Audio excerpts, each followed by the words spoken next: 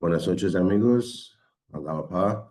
Continuamos este 16 de septiembre de 2025 con los últimas partes de nuestro estudio sobre el Islam. Estamos ahorita en la parte final que se llama nuestra actitud como Bahá'ís hacia el Islam, basado en los escritos del amado guardián, Shoei Effendi. Voy a compartir.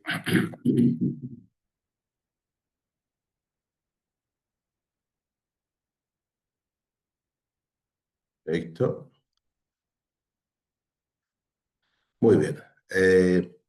La sesión última, el día jueves de la semana pasada, vimos la sección denominada La singularidad de Abdu'l-Bahá, y donde hemos estudiado algunas dos citas de Shoei Effendi sobre la estación, la posición del amado maestro. Y ya es un hecho consabido de que la humanidad nunca ha tenido a un ser como Abdu'l-Bahá, ¿no? Entonces, ahora continuamos con el orden administrativo. Estamos cubriendo la sección de los aspectos propios de la dispensación de Bahá'u'lláh, que no existen, que no han tenido semejanza o algo parecido en las dispensaciones anteriores.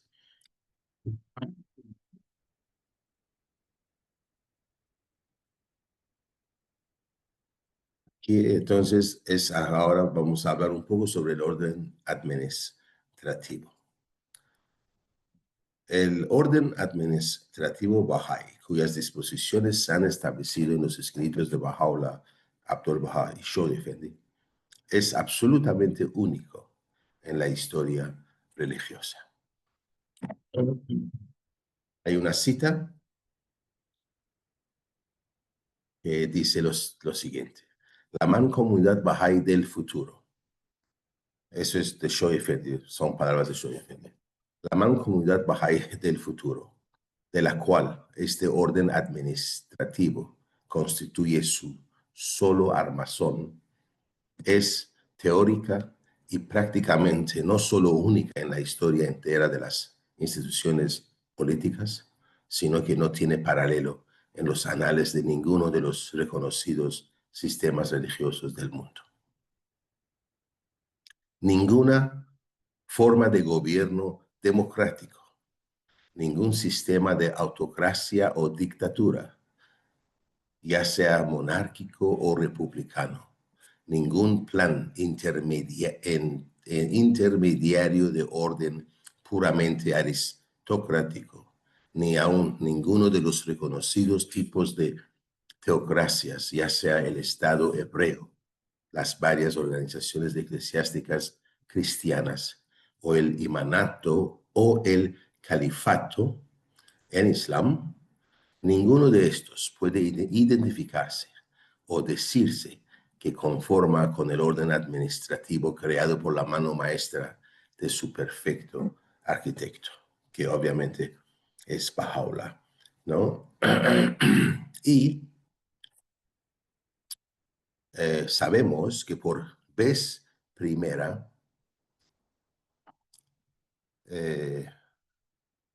la manifestación, disculpen, la manifestación de Dios para nuestra época ha dejado disposiciones muy claras, ¿no?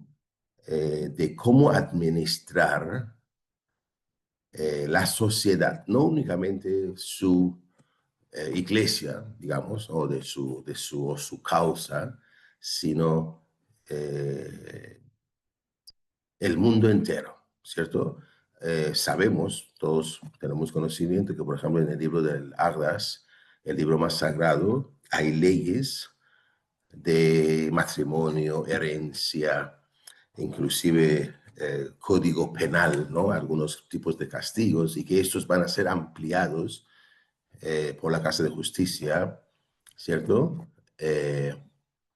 Y esto nos recuerda dos tipos, bueno, a mi parecer, ¿no? Dos tipos o dos religiones o dispensaciones anteriores. La mosaica, o sea, la de Moisés, y del Islam, que sí contienen esos códigos de leyes aplicables a ciertos aspectos de la vida humana, pero que hoy nuestro orden administrativo, junto con la alianza, se convierten en algo totalmente nuevo, en algo nunca antes visto y que no tiene semejanza, como dice el amado guardián, con ningún tipo que la humanidad conoce, ningún tipo de gobierno o de organización que el mundo haya conocido antes. Y aquí a continuación vamos a mencionar a grandes rasgos eh, unos elementos del orden administrativo, ¿no? Nuestro. Uno, una alianza es escrito que especifica la sucesión. Baha'u'lláh fue sucedido por su hijo mayor, Abdul Baha, el misterio de Dios, a quien nombró en su libro de la alianza, el Kitab-e-Ahd. Abdul Baha cumple un papel único en la historia religiosa como sucesor designado, intérprete infalible, centro de la alianza de Baha'u'lláh y ejemplo perfecto de las enseñanzas de Baha'u'lláh. Ya hemos estudiado esto. Nunca antes ha existido tal creación, digamos, tal ente, ¿no? Que reúna en sí esas cualidades, ¿no? O atributos.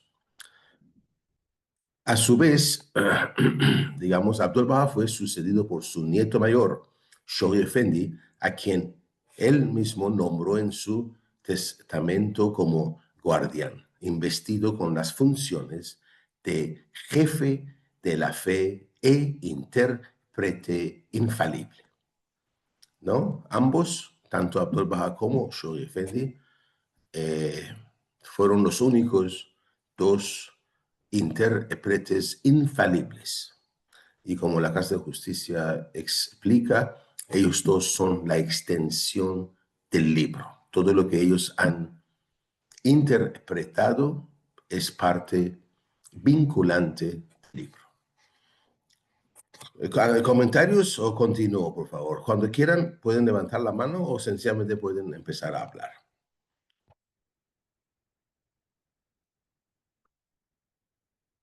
Número dos, una serie de órganos elegidos para administrar la fe. Hablamos obviamente de las asambleas espirituales locales, nacionales y por supuesto la Casa Universal de Justicia. Los creyentes locales eligen anualmente la asamblea local mediante voto plural.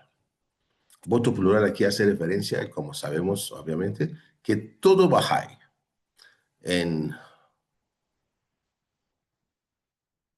good standing, que digamos, ¿no? Todo Bahá'í con todos sus derechos mayores de 18 años participa como votante y todos los Bahá'ís con todos sus derechos mayores de 21 años participan como, no quiero usar la palabra candidatos, pero son elegibles, digamos, ¿cierto? Nosotros sabemos que en la fe no existe campañas ni candidaturas, ¿cierto? Pero todo mayor, todo joven o persona, Bahá'í, hombre o mujer, mayor de 18 años vota y todo mayor de 21 años puede ser elegido a servir en una asamblea local, por ejemplo. Entonces, a eso hace referencia voto plural, ¿no? La Asamblea Nacional se elige anualmente mediante una convención nacional. Eso ya todos ustedes, nosotros sin duda lo conocemos también, ¿no? A través de lo que lo que es una elección indirecta, en el sentido de que la Casa de Justicia designa a cada país un número definido de delegados y ese número de delegados, la Asamblea Nacional los reparte de acuerdo a la población bahá'í que hay en las regiones, y cada región, digamos, elige, eh, elige a sus,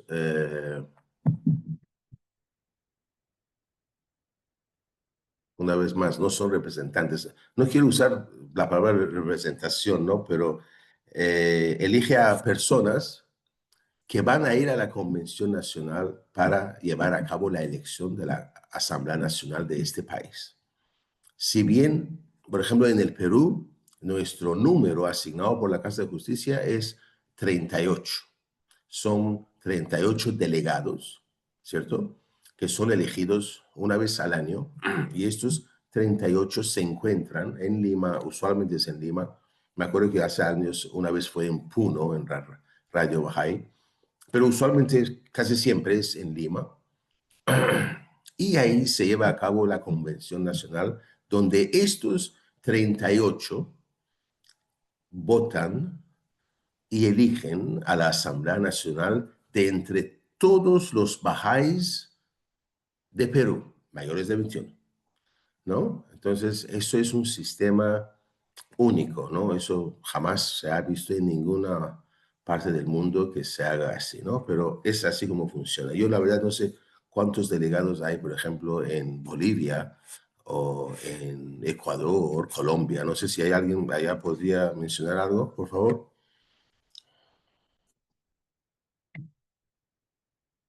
Bueno, eligen en base también al número de bajáis que existe en una región para delegados y enviarles, por ejemplo, acá en donde vivo, en la región señalan que existen unas 800 bajáis. Entonces eligen 8 delegados en la región y para que se presenten en la Convención Nacional son 98 de 90. diferentes regiones. Sí, 98 delegados. Perfecto. Sí, eso es algo breve. Gracias. Gracias. Gracias a usted. Sí, 98, interesante. 98 es un número bastante alto. Debe ser por la población bahá'í que hay, ¿no? En el Perú son 38, ¿no? No sé si en Ecuador o en En Colombia de Ecuador repente es más alguien o menos como en Perú. 38, ya. ¿Y en Colombia, alguien sabe? Aquí son 96 96 sí, delegados. delegados, sí. Muy bien, interesante, muy, muy bien. Bueno, sabemos que en Colombia por el Instituto Ruggi y todas las actividades que hay, es muy, muy, creo que hay bastante actividad y significa que hay bastante población. Muy bien, excelente amigos, ¿no? Entonces, así funciona y eso fue determinado en una primera instancia eh, eh, por Abdul Baha, el sistema, él nada más habla de un sistema occidental, digamos, y fue Shoy Effendi, el amado guardián, quien ya le dio la forma definitiva, ¿no? Bueno, y la Casa Universal de Justicia se elige cada 5 años, que a saber son los años 3 y 8. Ahorita estamos en el año 2025. Fue en 2023 la última elección, 2028 es el que sigue, ¿no? Eh, la, la próxima elección o la convención internacional, donde mediante una convención, perdón, la Casa Universal de Justicia se elige cada 5 años por mayoría simple de los miembros, disculpen, de todas las asambleas nacionales. Entonces, actualmente, si no me equivoco, hay como 180 o 180, me estoy equivocando, creo, ¿no? ¿Alguien sabe cuántos asambleas nacionales hay ahorita en el mundo? No Más son de 50, 300. ¿Cómo? creo que Y eran en mi 50. conferencia, perdón, sí, sigue Pedro. Sí. No, Bueno, en mi mente que son como 50 y algo, 50, algo 54, algo así. no, 180 creo que son. Bueno, Vadim, ¿tú sabes algo? Creo que son más de 300 No, asambleas. asambleas nacionales no. Nacionales no. No, pero bueno, está bien. Eso es, perdón. Leía 180 en la última convención. Sí, algo así, ¿no? Cuando fue elegida la Casa Universal de Justicia, si mal no recuerdo, estaban como 50 y tantas asambleas nacionales, 58 creo, algo así. Cuando fue elegida en 56. ¿Ah? Estamos 56, aprendiendo. 56. sí, superando en 8 el número que había calculado Joy Effendi como logro de la Cruzada Mundial. Ya, perfecto. Ok. Entonces eran 50 y tantas asambleas nacionales cuando fue elegida la primera. Badi, apaga tu audio, por favor. Fue elegida la primera Casa de Justicia en 1963. Pero ahorita creo que están en 180. Por ahí va. Pero bueno, todos los miembros de las asambleas nacionales, ¿cierto? Eligen entre todos los bajáis del mundo, hombres nada más, a los miembros de la Casa Universal de Justicia. Eso es, si yo multiplico 180 asambleas nacionales más o menos por 9 miembros actuales que son 1.620 personas, todos miembros de asambleas nacionales que votan y por mayoría simple, como dice acá, los miembros de la Casa de Justicia son elegidos cada 5 años. Muy bien. En 1998, la Casa Universal de Justicia introdujo los consejos regionales bajáis. Recordemos, amigos, que esos consejos regionales bajáis no son universales. Existen en algunos países, pero no en todas. ¿Ok? La Casa es quien determina la creación. Por ejemplo, en el Perú tenemos 3 consejos regionales, ¿cierto? En otras partes puede ser más, menos, no sé, y en algunos países todavía. Por ejemplo, yo tengo mi hija que vive en Uruguay y yo sé que en Uruguay todavía no existen consejos regionales, ¿no? En fin, entonces esos consejos regionales bajáis que operan entre los niveles local y nacional en aquellos países en los que la complejidad de los problemas a los que enfrentan las asambleas diputadas nacionales requiere una nueva medida de descentralización, ¿no? Entonces, en la medida de que haya más y más actividades, algún día sin duda van a haber más, ¿no? De estos. Muy bien. Número 3, una serie de cargos nombrados o designados, ¿no? Nombrados, entre los que se incluyen las manos de la causa, que ya no hay, obviamente, los consejeros continentales, los miembros auxiliares y sus ayudantes. Estas personas inspiran y educan a los clientes y se centran en actividades para propagar y proteger la fe. Trabajan codo con las instituciones elegidas, pero no tienen la autoridad de los elegidos, ¿no? Son las asambleas que tienen la autoridad de tomar decisiones, etcétera, etcétera, etcétera. La rama nombrada, como dice acá, son para inspirar y educar, ¿cierto? En las dos grandes áreas que son la propagación y la protección. Número 4. Una serie de principios y directrices administrativos consagrados en los escritos de Baha'u'llah Abdul Baha y Shoaib Effendi. Estos principios abarcan temas como la consulta, las elecciones, la vida comunitaria, el espíritu de la administración Bahá'í, la orientación sobre la aplicación de la ley Bahá'í y los requisitos para el servicio, ¿no? Entonces, como todo joven, a mí me parece que todo joven Bahá'í debería necesariamente estudiar ese libro chiquito, ya poco antiguo, pero la administración Bahá'í, que para mí nos da a todos esa base de poder funcionar dentro de la administración Bahá'í, aprender sobre esos principios, sobre esas directrices, ¿no? Y las maneras en que la administración Bahá'í funciona. No es una administración empresarial, ni mucho menos eclesiástica. No, no es así. Es algo nuevo, ¿no? Basado más que nada sobre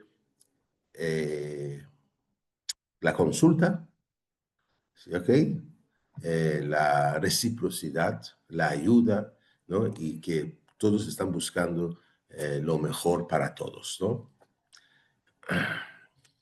El servicio, digamos, ¿no? Número 5, infalibilidad explícita conferida al centro de la alianza, Abdul Baha, al guardián, Shoy Effendi, y a la Casa Universal de Justicia.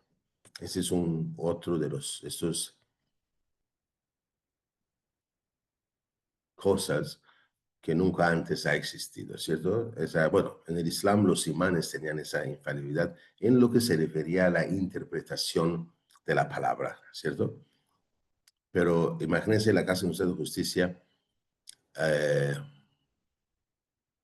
estado hojeando algunos escritos del Shoyefe, del amado guardián, y es impresionante todo el campo de acción que tiene la Casa Universal de Justicia en un futuro, ¿no? Ahorita, bueno, obviamente, por nuestro número y por la realidad del mundo en que vivimos, no se puede hacer, ¿no? Pero en un futuro donde existe esa mancomunidad Bahá'í, la Casa Universal de Justicia tendrá poderes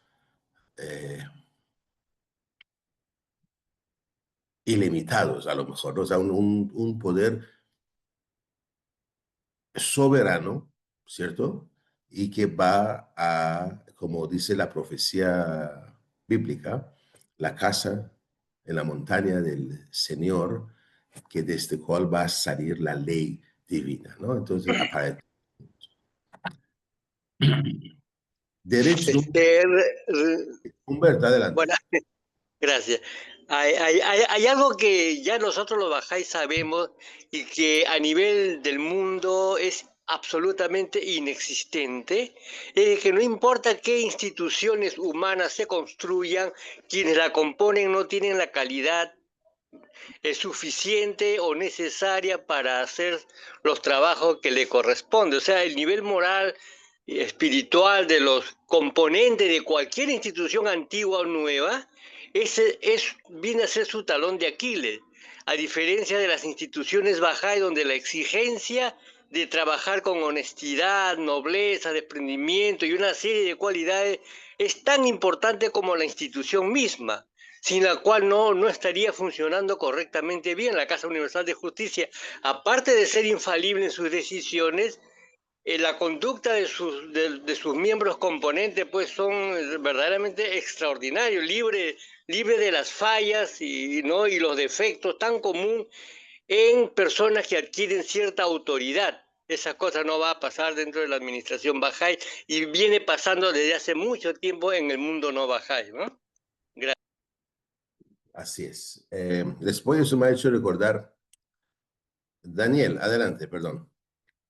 Sí, hay dos aspectos. Una sería lo que se ha leído de que hoy los jóvenes votan a partir de los 18, también son elegidos a partir de los 21 años.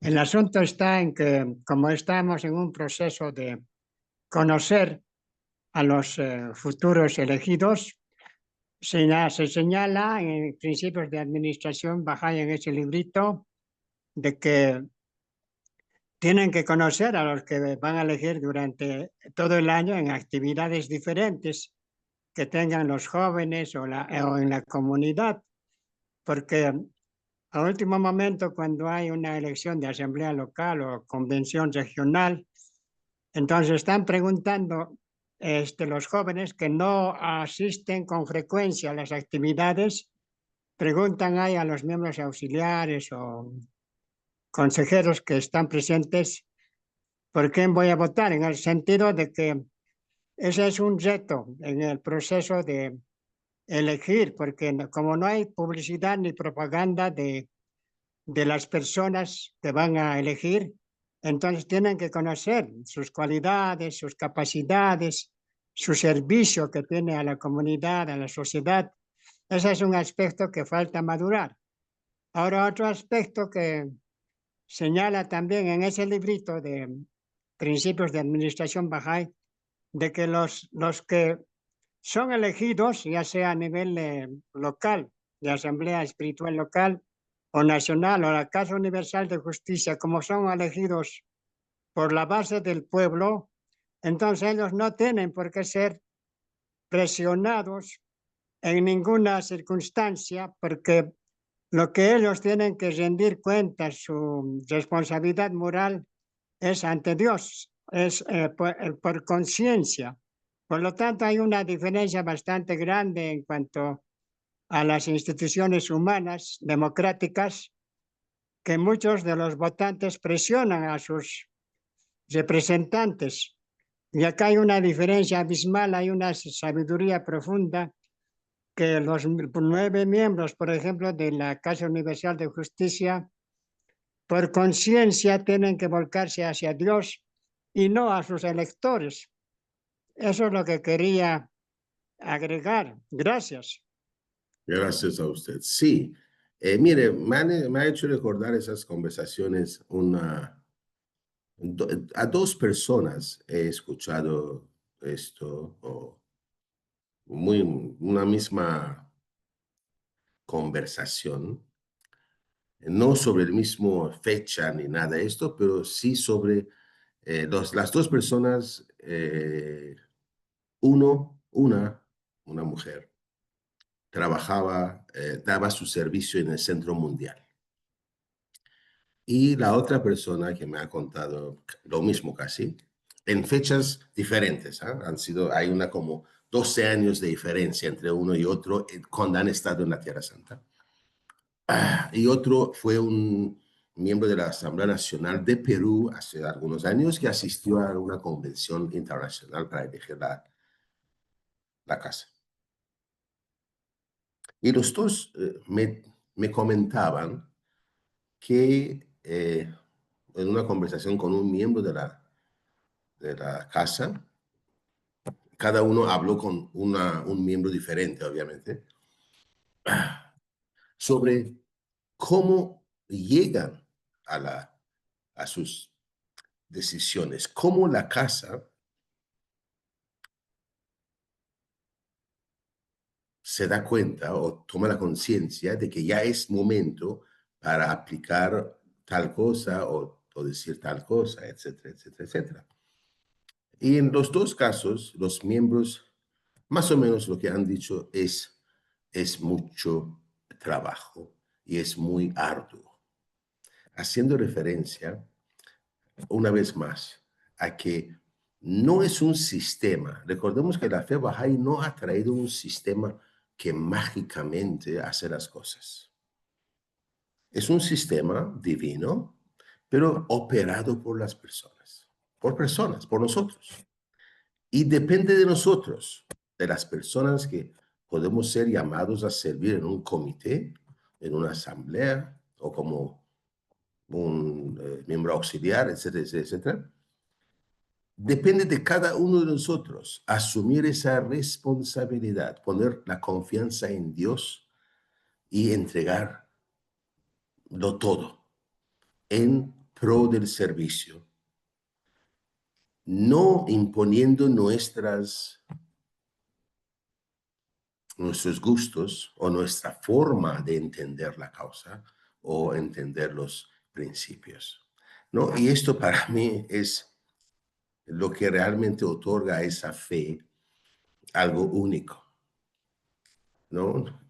Y como seres humanos, debemos aprender de evitar pensar en los miembros de la institución. Yo no puedo ver a mi esposa como miembro de la asamblea local o a mi amigo como miembro de la asamblea nacional. Ellos son miembros, han sido llamados a servir en esas instituciones. Otra persona de repente es una consejera continental, de repente no sé, o miembro auxiliar, etcétera, o miembro de la Casa de Justicia. Pero yo no puedo, esa es una opinión personal, yo no puedo pensar que ellos son perfectos. Nadie es perfecto. Abdul Baha era el único perfecto. Y hay una historia de Shoaib Effendi, yo me gustaría, ustedes saben que Shoaib Effendi era muy disciplinado, y esa disciplina lo mantuvo hasta el último día de su vida. Era muy, muy disciplinado con el servicio a la fe, tenía sus horas meticulosamente asignados y hacía hacía un trabajo que hoy en día hay más de 600 personas en el Centro Mundial que hacen todo lo que el guardián hacía en su época. Era una comunidad más chica, obviamente, pero igual. Se encargaba de todo, ¿no?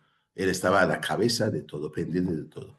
Y él, todos sabemos, ¿no? Su esposa, Amatul Baha, mano de la causa, nos ha contado de que él, un joven de 24 años, cuando le fue puesta el manto de la guardianía, él fue sacudido,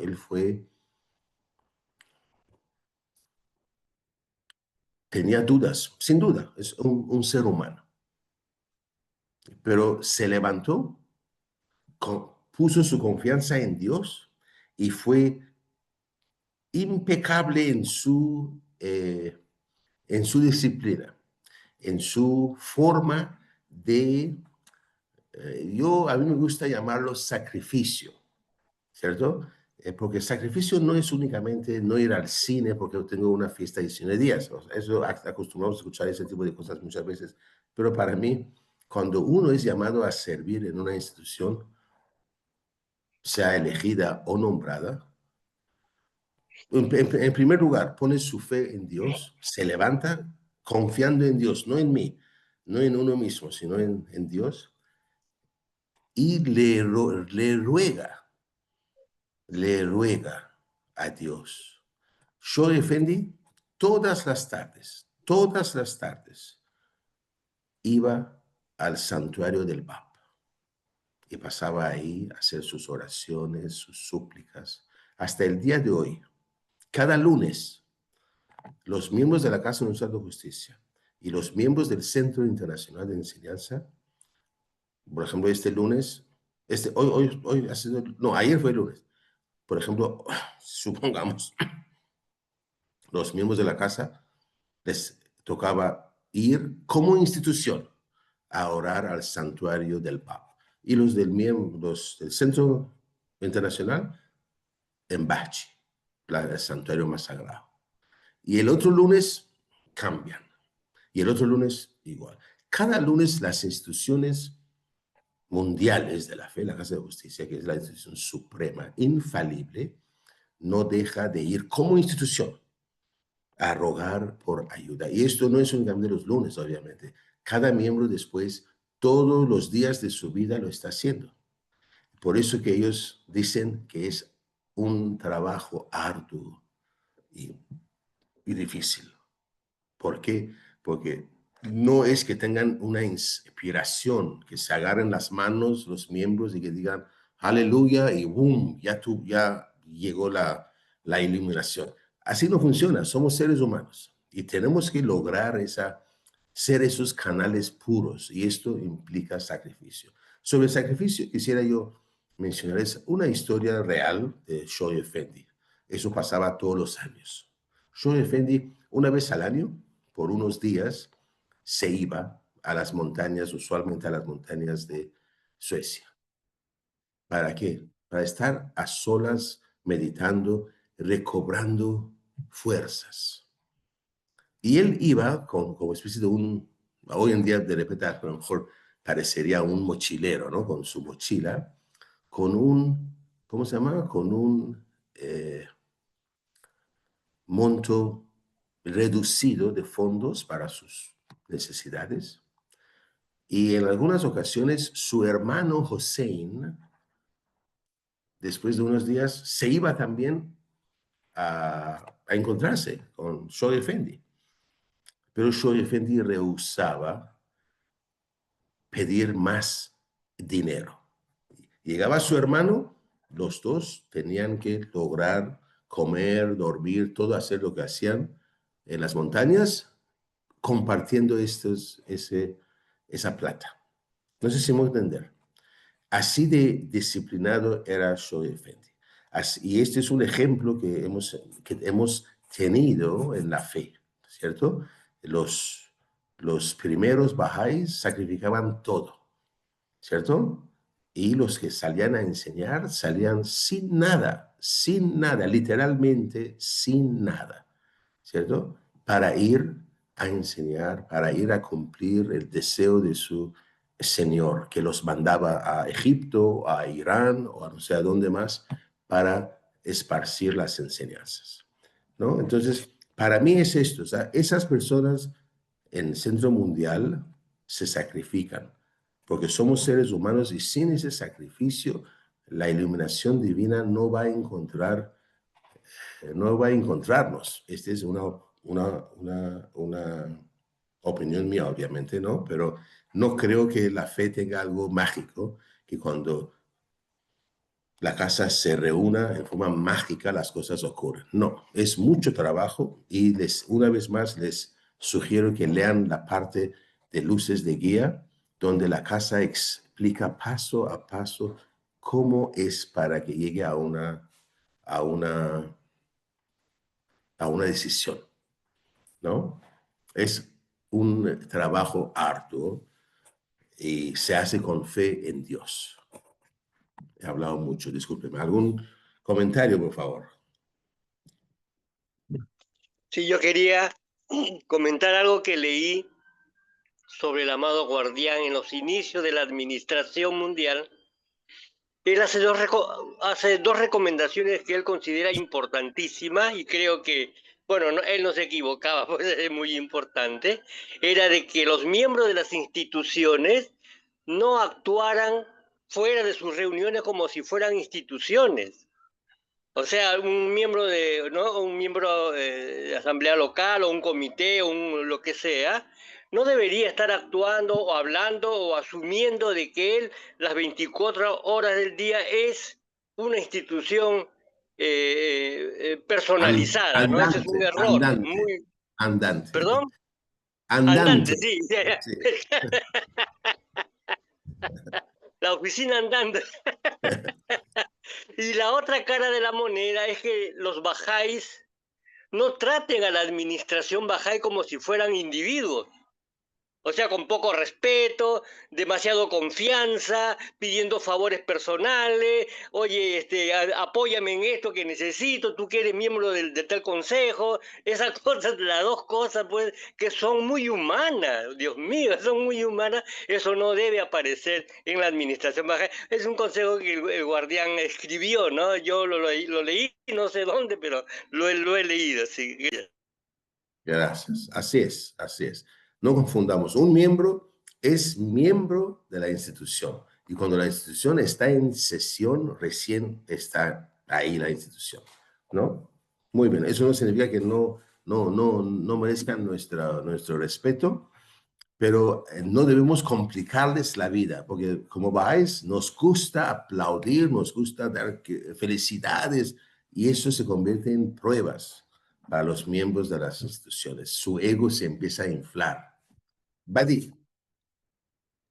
Sí, hay una situación un tanto distinta en el caso de los consejeros y miembros auxiliares cuando están ejerciendo, están en su periodo de nombramiento, es decir, pueden ser los 5 años, 10 años o algo más. En ese tiempo ellos sí tienen una situación un tanto distinta porque su función, su desempeño es individual, ¿sí? Es distinta en el caso de los miembros de consejos, Elegidos. comités o asambleas, ¿no? Porque en ellos sí, ellos cuando están en sesión o cuando el secretario está ejerciendo, digamos, la misión de redactar documentos desde la Oficina Nacional, sí, sí. Pero cuando está en su casa o de visita por un lugar o en la playa y que ven aquí, vamos a hablar, no, ahí no, es diferente, sí, sí. Gracias, Betty. Importante lo que ha dicho. Por supuesto, ¿no? Entonces, amigos, gracias. Vamos a tener que dejar el resto para el día jueves, Dios mediante. Muchísimas gracias. Buenas noches. Alá Bapa. Allahu Akbar. Gracias a Gracias, todos, gracias también, Allahu Akbar. gracias amigos.